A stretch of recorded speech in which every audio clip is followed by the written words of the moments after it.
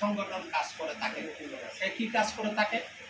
বন্যা, দুর্ভিক্ষ, খরা যা হয় ওখানে আমরা যার যার মানবতার জন্য কাজ করি, শিক্ষা সামগ্রী দিয়ে থাকি। কোথাও পানীয় জলের প্রয়োজন, ওখানে পানীয় জলের কলের ব্যবস্থা করে থাকি। কোথাও আমরা, আপনারা জেনে খুশি হবেন, এফএস বাংলাদেশের নামে ফিরোজপুরে এফএস আপনার হোমিওপ্যাথিক কলেজ আছে, অনেক কিছু রয়েছে। তারপর হাঁটাজারিতে আছে, আমরা যাত্রী সামনে করে দিচ্ছি, বিভিন্ন রকমের সেবামূলক কাজ আমরা করে থাকি।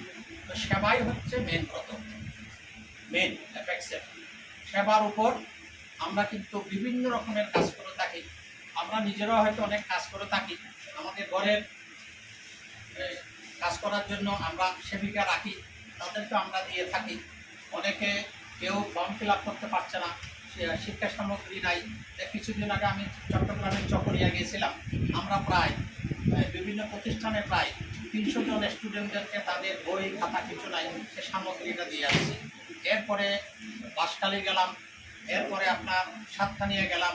আপনারা জেনে খুশি হবেন, বন্যার জলে তাদের ঘর নাই, থাকার মতো কিছু অবস্থা নাই।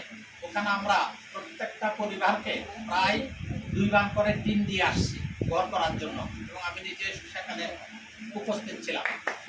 আপনারা জেনে আরও কিছু হবেন, আজকে এখানে আমাদের জেলা গভর্নর ওয়ান আছেন মিজানুর রহমান, ক্যান্সার রোগীকে প্রথম, আমি যখন দায়িত্ব নিই জানুয়ারিতে, প্রথম একজন ক্যান্সার রোগীকে প্রায় 50,000 টাকা মতো সহযোগিতা করেছেন। এফএস ক্লাব অফ গোপালগঞ্জ, উনি পৌর কমিশনার যিনি ছিলেন, ওনার হাতের মাধ্যমে একজন ক্যান্সার রোগীকে 30,000 টাকা দিয়েছে। এই যে মানবতার কাজ এফেক্সিয়ানরা সারা বাংলাদেশ ব্যাপী করছে, এটা হচ্ছে সেবার একটা অংশ হিসাবে, যে সেবাই হোক জীবনের পর। এই যে সেবাই মেইন উদ্দেশ্য। এরপর আছে আপনার সেবার পরে আছে কি গুড সিটিজেনশিপ। আমরা একজন ভালো সিটিজেনশিপের দায়িত্ব পালন করে থাকি। যে আমরা কীরকম, আমাদের ইনকাম ট্যাক্স লয়ার আছেন এফএক্সিয়ান Sakib, FS club of Jahangirnagar ক্লাবের। আমরা কি করে থাকি, আমরা যারা এফেক্সিয়ান, আমরা ঠিকমতো সরকারকে কর দিয়ে থাকি, আয় কর দিয়ে, ইনকাম ট্যাক্স দিয়ে থাকি।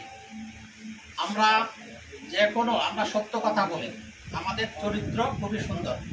যে এই একটা কথা আছে, আমাদের চরিত্রটা কি একেবারে খুবই পুত পবিত্র। এফেক্সিয়ানরা অনেক উঁচু মানের। আপনারা জেনে খুশি হবেন, ওয়ার্ল্ডের বাইরে যখন যাবেন, এফেক্সের যদি একটা ক্যাপ থাকে, বিশেষ করে মালয়েশিয়া বলেন, অস্ট্রেলিয়া বলেন, অস্ট্রেলিয়াতে যখন যাবেন, এফেক্সের শুধু একটা ক্যাপ থাকলেই তাদেরকে ভিআইপি যখন প্লেন থেকে নামবেন, তাদের জন্য রাস্তাটা আলাদা, মনে হয় একজন দেশের প্রেসিডেন্ট যাচ্ছে, ওইভাবেই মূল্যায়ন করা হয়। কেন? এফেক্স অস্ট্রেলিয়াতে কিন্তু 1931 সালে এটা সৃষ্টি। এফেক্সের গোড়াপত্তনটা ওখান থেকে হয়েছে। হ্যাঁ, এই জন্য এফেক্স এমন একটা সংগঠন, এই সংগঠনের মাধ্যমে কি আমরা বিভিন্ন মানুষের সাথে, বিভিন্ন বাংলাদেশের মধ্যে বিভিন্ন ডিস্ট্রিক্টের মানুষের সাথে আমাদের পরিচয় হচ্ছে। আমাদের এখানে ডিরেক্টরি যখন আমরা বের করি, ব্লাড গ্রুপিং করি, অ্যানিভার্সারি করি, বার্থডে কখন সেটা করি, আমরা জন্মদিনে উইশ করে থাকি। এটা একটা আনন্দ। মানুষের 70 বছরে উইশ করলে পরে তার পরিবারও খুশি হয়। এটা আমাদের ওখানে থাকে। কারো ব্লাড দরকার হচ্ছে, ও পজিটিভ, ও নেগেটিভ বা এ পজিটিভ, বিভিন্ন ব্লাড দরকার হচ্ছে, ওখানে আমাদের সন্নিবেশিত করা থাকে।